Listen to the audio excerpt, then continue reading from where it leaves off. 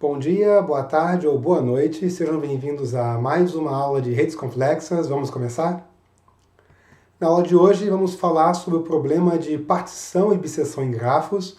A gente vai ver alguns algoritmos e algumas limitações. Isso vai motivar o uso de modularidade, que é uma métrica para resolver esse tipo de problema. Vamos ver dois algoritmos de Newman e de Louvain, algumas limitações da técnica baseada em modularidade e vamos concluir a aula aí. Então, vamos começar com essa ideia de particionar um grafo em diferentes partes. É um problema antigo da computação e aqui o que a gente quer fazer é dividir o conjunto de partes, de vértices, numa partição. Então, você tem um grafo como esse daqui, que tem 6 vértices, e você quer dividir ele em partes. Por exemplo, o vértice 1, 2, 3 seria uma parte, e o 4, 5, 6 uma outra parte, dando origem a uma partição. Uma outra maneira de fazer isso é criando uma partição com 3 partes, onde 1, 4, 2, 5 e 3, 6 são as 3 partes. Então, é um problema antigo e difícil da computação que encontra muitas aplicações, né? E um dos principais problemas aqui é a definição, né, de qual é a melhor partição para um grafo, né? Eu mostrei duas aqui, mas nesse meu exemplo existem muitas partições diferentes e qual é aquela que é a melhor? Então, o primeiro problema é definir a qualidade de uma partição e a gente vai ver que não tem bala de prata aqui. Essa definição de qualidade da partição vai depender da aplicação. Muito bom. Então, uma ideia clássica é a ideia de corte em grafos e um corte, né, um conjunto de arestas que divide o grafo em duas partes. Isso vai induzir uma partição com duas partes. Então, eu pego o meu grafo, divido o conjunto de vértices em dois conjuntos, A e B, vou chamar isso das duas partes e isso naturalmente induz um corte. Então, por exemplo, eu tenho meu grafo aqui, eu posso definir o conjunto A como sendo 1, 2, 3, B como sendo 4, 5, 6, e aí então eu tenho uma partição e isso aqui define, né, um corte nesse meu grafo. Com isso, a gente consegue falar da nossa primeira métrica, que é o custo de um corte. O custo do corte AB vai ser dado pelo número de arestas entre os vértices de A e B. Tá? Se eu tiver um grafo com pesos, eu posso generalizar isso para a soma dos pesos das arestas que pertencem ao corte.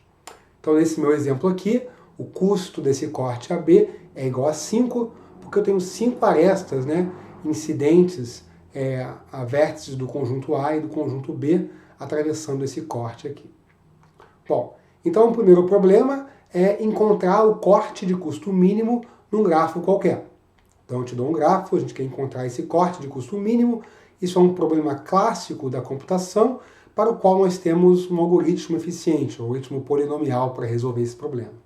Então, se esse for o meu grafo, o corte de custo mínimo aqui é um corte de custo 2, por exemplo, esse daqui, onde eu separo o vértice 4 do resto do grafo. Isso vai dar origem a um corte de custo 2, e não tem como você particionar esse grafo pagando um custo menor do que 2. Muito bom. Então, o problema que a gente vai enfrentar aqui é que o tamanho das partições, das duas partes aqui, que foi encontrado, não é considerado, né? Em particular, nesse nosso exemplo, o meu corte tem uma parte que tem um vértice só, que é a parte B, e todo o resto do grafo está no conjunto A. E em muitos casos, a gente precisa considerar o tamanho das partições, né? Porque isso é importante para, por exemplo, balancear essa minha partição. Então isso motiva o termo de bisseção em grafos, que é basicamente um corte num grafo com duas partes que são do mesmo tamanho ou tem um elemento de diferença, né? Caso eu tenha um número ímpar de vértices. Então o que eu vou fazer com uma bisseção é restringir essa minha definição de corte. Uma bisseção é um corte balanceado, onde divide igualmente, né, os vértices do grafo nas duas partes, ao menos de uma unidade, caso o grafo tenha um número ímpar de vértices. Então eu tenho um exemplo aqui, com esses meus 6 vértices. Isso aqui poderia ser uma bisseção, 3 vértices para um lado, 3 para o outro, E o custo dessa bisseção, o custo desse corte, é igual a 5. Okay? Então, um problema agora é encontrar a bisseção de custo mínimo num grafo qualquer. Tá?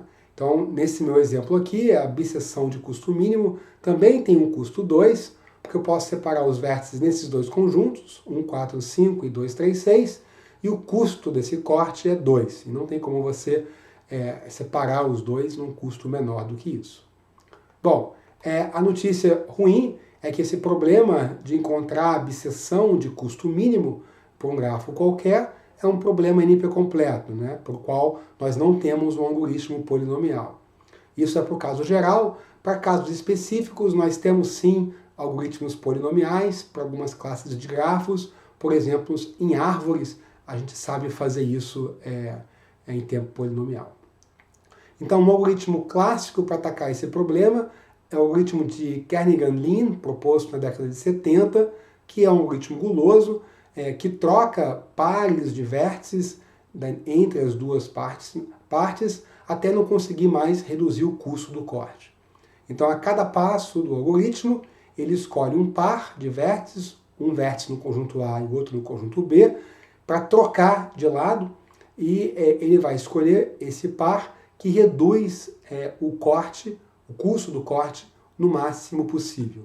Então, por exemplo, estou com esse grafo aqui. Imagina que em certo momento do algoritmo eu tenho duas partes, A e B, 1, 2, 3, 4, 1, 2, 4, 3, 5, 6. O custo aqui é 5. O que o algoritmo vai fazer é considerar todos os pares de vértices, com um vértice A e outro B, e avaliar o custo do corte se você fizer essa troca. E vai escolher o par de menor custo, né? O par que dá origem ao menor custo. Que nesse caso aqui é a troca do vértice 2 com 5. Quando eu troco 2 com 5 de lugar, eu tenho essas novas partes, 1, 4, 5, 2, 3, 6, e o custo desse corte é igual a 2, que é o custo mínimo. Então, nesse exemplo aqui, o algoritmo encontrou a bisseção de custo mínimo. Muito bom. Então, vamos falar agora um pouquinho de partição balanceada em grafos, que é basicamente a generalização de bisseção em grafos.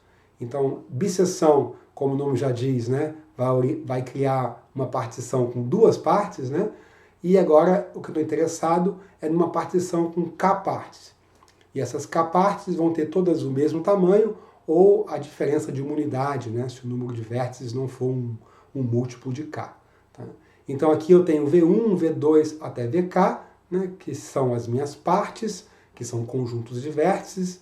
A interseção de qualquer dois desses conjuntos é vazia, e a união, né, recupera o conjunto de vértices, porque isso aqui é uma partição dos vértices.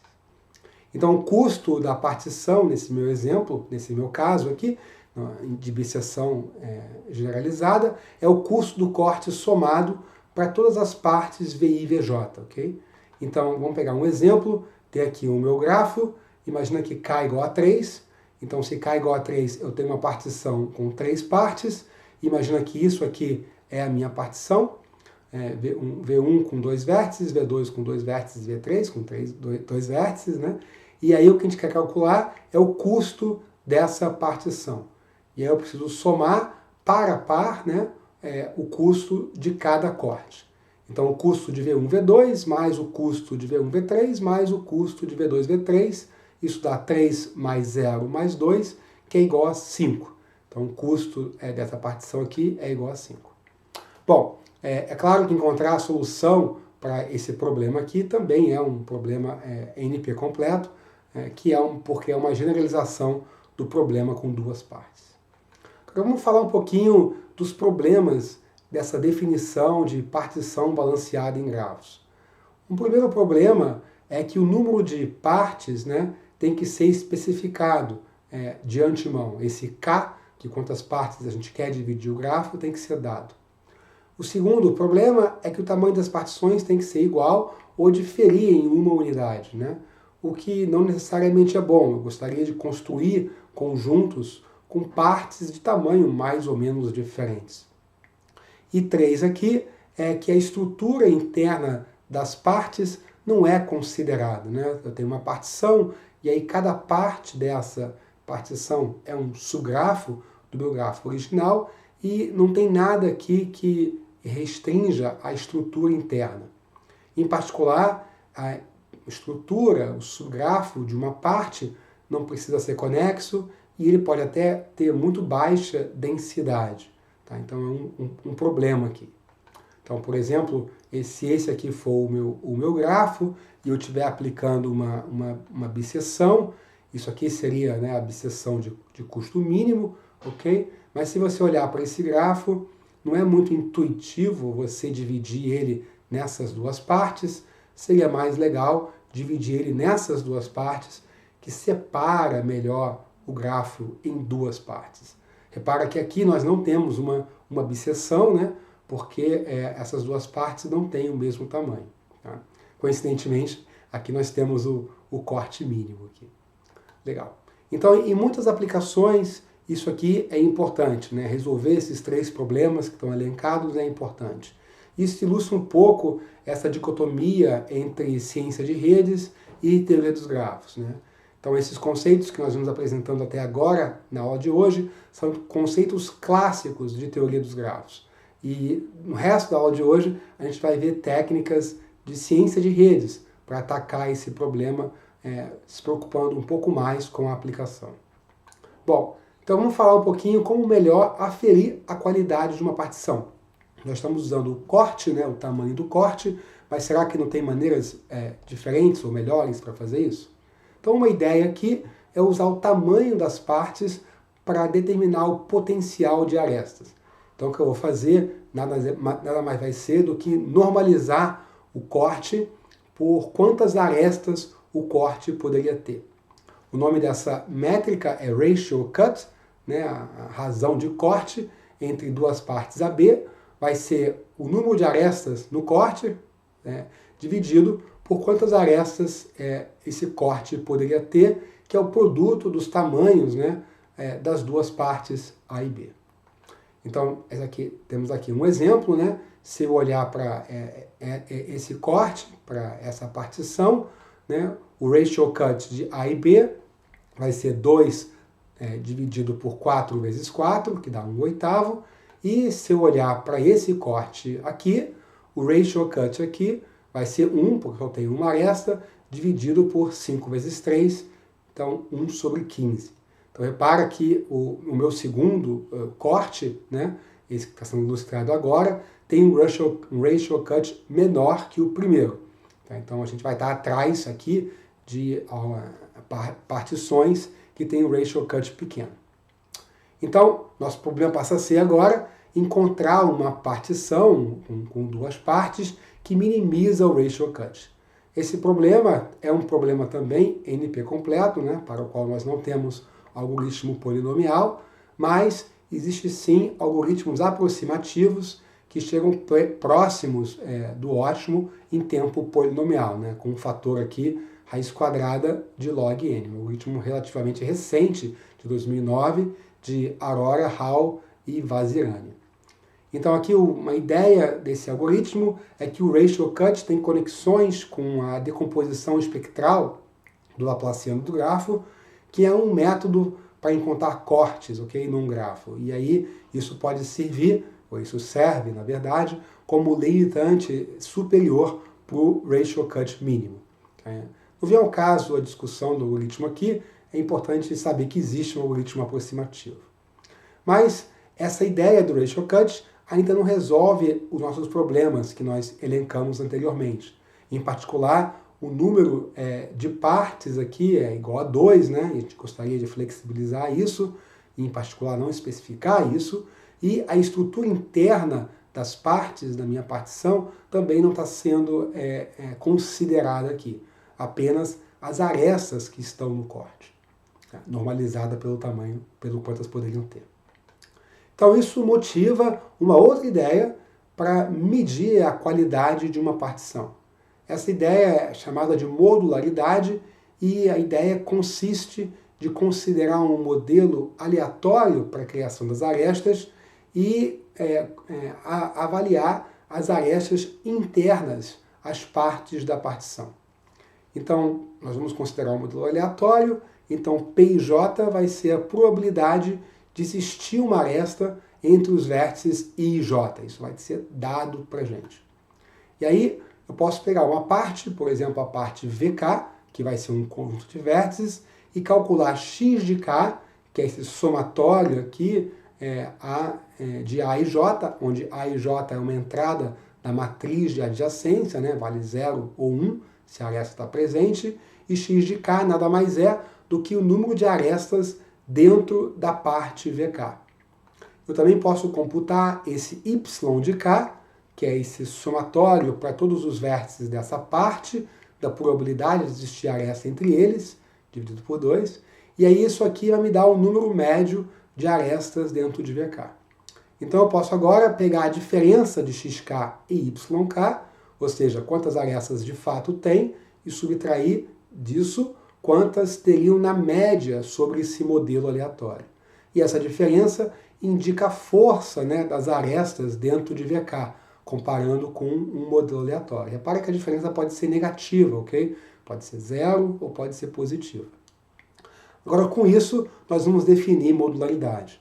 A modularidade vai ser a somatório dessas diferenças para todas as partes da partição. Esse 1 sobre m é basicamente uma constante de normalização para que a modularidade seja um número menor do que 1. E aí, então, eu posso desenvolver essa definição e chegar nessa equação aí embaixo à direita. Então, isso aqui é a definição de modularidade, que é o custo, né, se você quiser pensar assim, de uma certa partição. Tá? Repara que está levando em consideração a estrutura interna das partes e um modelo probabilístico de criação de arestas. Bom, um problema que a gente vai ter aqui é que, como nós vamos definir essa probabilidade IJ por uma rede qualquer? Repara que uma rede real, ela não necessariamente sai de um modelo, ela é só uma rede real, e eu gostaria de calcular o valor de modularidade por uma partição de uma rede real. Uma ideia aqui, então, vai ser usar o modelo de configuração, o Configuration Model, para aferir ou para calcular essa probabilidade PJ. A gente vai meio que assumir que a rede que eu tenho em mão foi gerada pelo Configuration Model. E aí, nesse caso, a gente sabe que PIJ, que é a probabilidade de existir uma aresta entre o vértice IJ, vai ser dada pelo produto dos graus dos vértices IJ dividido por 2m, né, 2 vezes o número de arestas. Então repara que com a rede em mão, é claro que eu tenho os graus dos vértices dessa rede, né, DI e DJ, eu posso então computar essa probabilidade para cada par. Bom, com isso eu posso voltar na minha métrica de modularidade e substituir PIJ por essa expressão, dando origem a essa equação aqui, que é a definição que você encontra para modularidade. Muito bom. A gente pode simplificar essa expressão agora, repara que eu tenho 2 somatórios passando pelas partes, etc., e chegar nessa expressão simplificada aqui. Então essa expressão é um somatório sobre as partes da partição dessa diferença, mk sobre m, menos dk sobre 2m ao quadrado, né? Onde mk aqui é o número de arestas dentro da parte K, e dk aqui é a soma dos graus dos vértices da parte K. Okay? Então é uma simplificação da equação anterior. Agora vamos falar de algumas propriedades dessa métrica, né? A primeira delas é que o valor da modularidade é igual a 0 se K é igual a 1. Então, se eu tiver apenas uma parte, ou seja, se a rede inteira, né, for a minha partição, então eu tenho que a modularidade é igual a 0. Isso é bom porque nos dá um baseline, né, o valor 0. Repara que se K é igual a N, ou seja, o número de partes é igual ao número de vértices, cada vértice está na sua parte, a gente vai ter que a modularidade é um número negativo. Então isso também é bom. E a última propriedade é que o valor máximo de modularidade, para qualquer que seja a partição da sua rede, vai sempre ser menor ou igual a 1. Então a gente sabe que a modularidade tem valor máximo de 1. Então, partição em Network Science, em ciência de redes, é chamado de comunidades. Então, uma comunidade é uma parte e uma partição é, digamos, a coleção de comunidades. Muito bom. Então aqui tem alguns exemplos de modularidade para essa minha rede fictícia aqui. Então na letra A, aqui, nós temos a partição ótima, que atinge modularidade de 0,41. Então verde é uma parte e o roxo é outra parte. Na figura B, eu tenho uma outra partição. Essa partição não é ótima, né? E aí aqui eu tenho uma modularidade de 0,22, que é menor do que a modularidade ótima. E repare que eu dividi de maneira esquisita aqui. Se eu tiver uma única comunidade, todo mundo verde, a modularidade é 0. E se eu colocar cada vértice em uma parte, então o número de partes aqui dessa partição é igual ao número de vértices, a modularidade é negativa, nesse caso, menos 0,12. Muito bom. Então agora o nosso problema passa a ser a calcular uma partição que maximiza a modularidade de uma rede. Tá? E, infelizmente, a gente não tem algoritmo eficiente para resolver esse problema. Okay? Encontrar a partição que maximiza a modularidade. Então, o que nós temos são algoritmos gulosos, né, heurísticas, para atacar esse problema. Uma dessas heurísticas é chamada de algoritmo de Newman, que, aliás, foi quem propôs essa métrica de modularidade, né, o Mark Newman, autor do nosso livro-texto, né? E o algoritmo de Newman, para encontrar uma partição boa para a modularidade, é o seguinte: eu começo colocando cada vértice em sua parte, e eu tenho certeza que a modularidade aqui é a menor possível, e aí o que eu vou fazer é determinar o ganho de modularidade quando eu junto duas partes. Okay? Então eu pego duas partes e considero a fusão delas, calculo a nova modularidade e faço isso para todo par de partes. E aí no passo 3, eu junto as duas partes que dão o maior ganho de modularidade. Então aqui é a parte gulosa. E aí eu volto ao passo 2 e repito esse processo.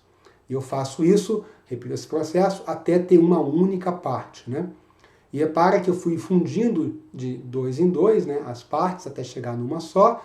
E aí, no quinto passo, o que eu vou fazer é olhar para todas as partições que eu construí nesse processo e retornar a partição de maior modularidade.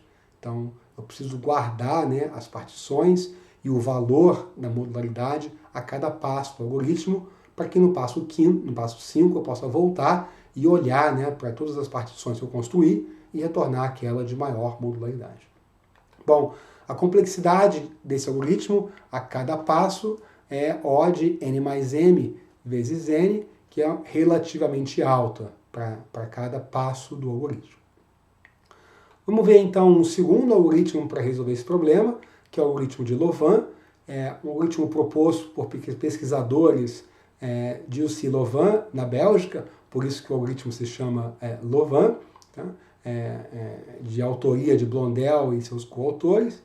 Também é um algoritmo guloso, é uma heurística, só que é mais rápido do que o algoritmo de Newman.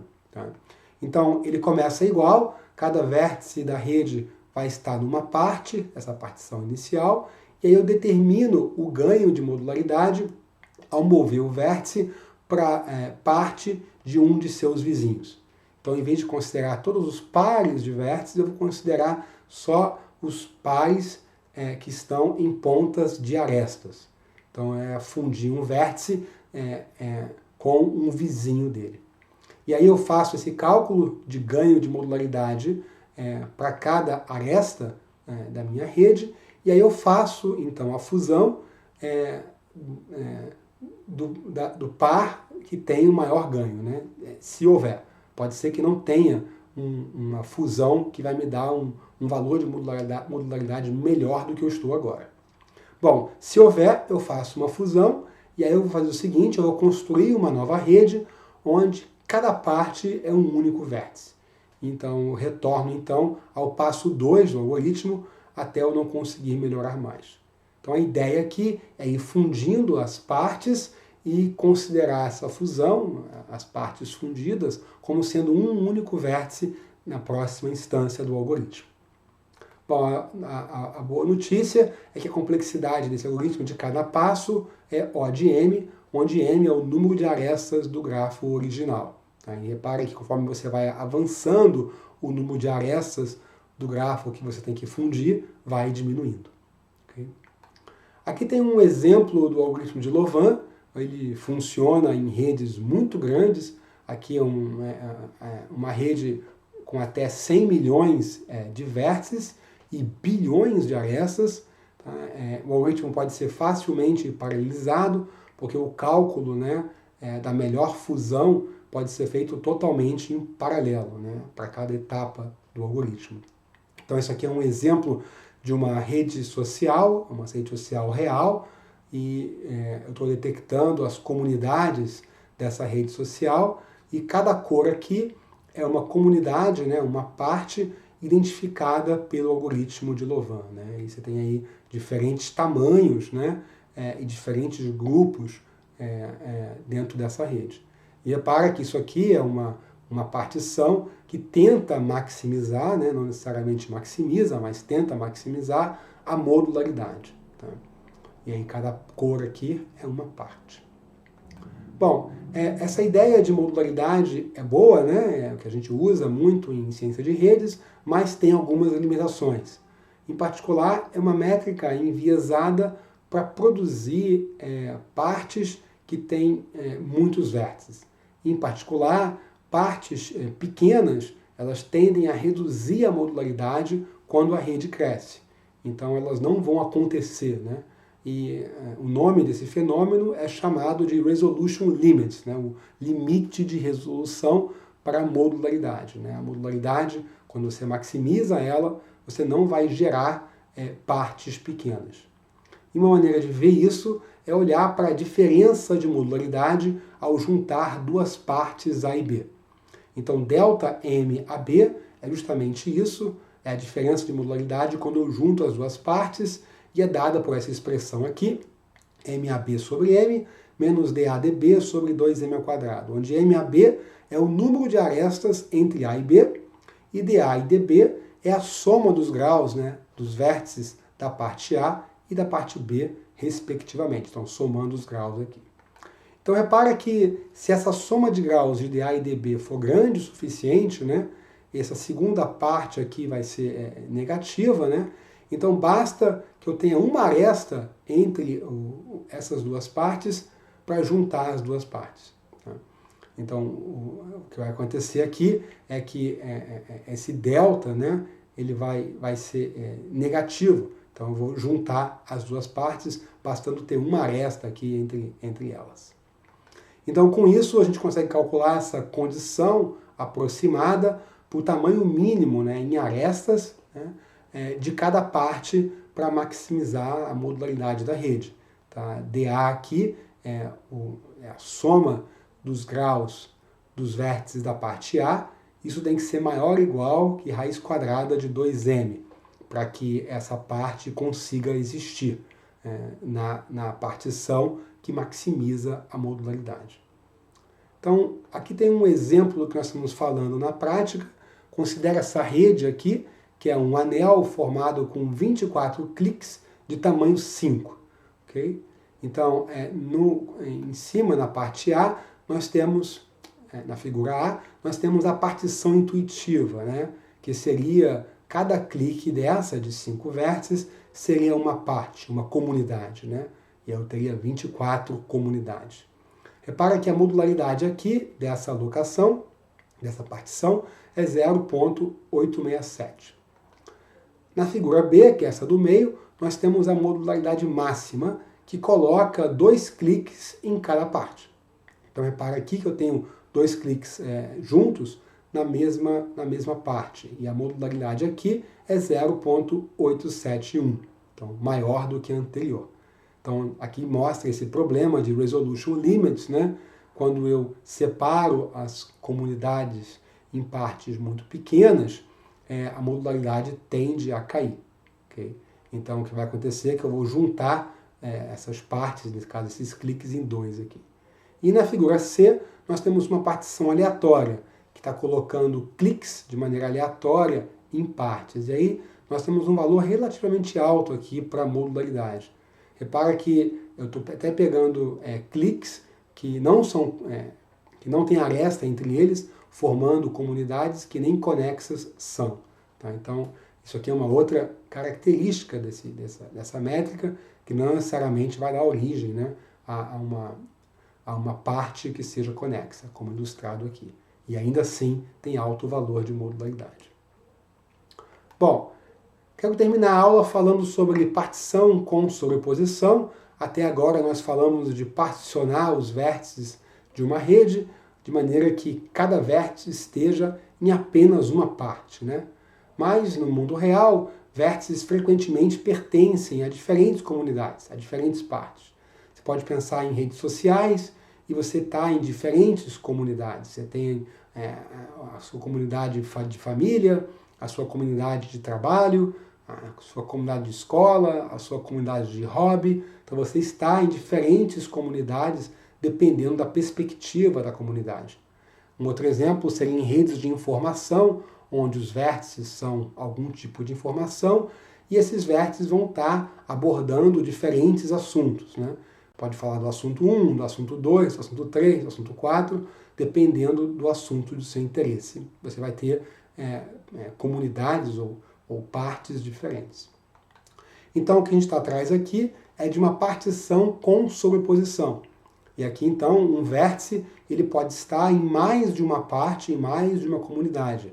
Ele não precisa estar exclusivamente numa única comunidade. Nós temos algoritmos para isso, dois deles é o cFinder, que é baseado em percolação de cliques, e o Link Clustering, que é baseado em similaridade de arestas. São dois algoritmos que tentam dividir, particionar os vértices de um grafo com sobreposição. Esse tema é um tema bem recente e ainda é um tema de muita pesquisa. Como é que a gente faz essa partição de maneira eficiente e, em particular, como é que a gente mede a qualidade dessas partições quando eu tenho sobreposição. Bom, então basicamente isso é tudo que eu tinha para falar para a aula de hoje. A gente se vê aqui na próxima aula síncrona ou no nosso encontro gravado. Tchau, tchau.